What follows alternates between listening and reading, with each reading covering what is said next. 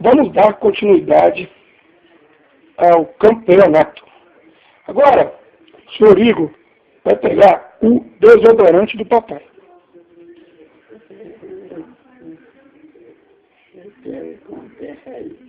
Muito bom, garoto. Isso aí. Que legal. Esse menino é esperto demais.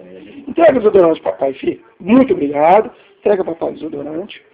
Agora, vamos pegar a caixinha de lenço maior. Segura para nós aí, por favor, meu filho.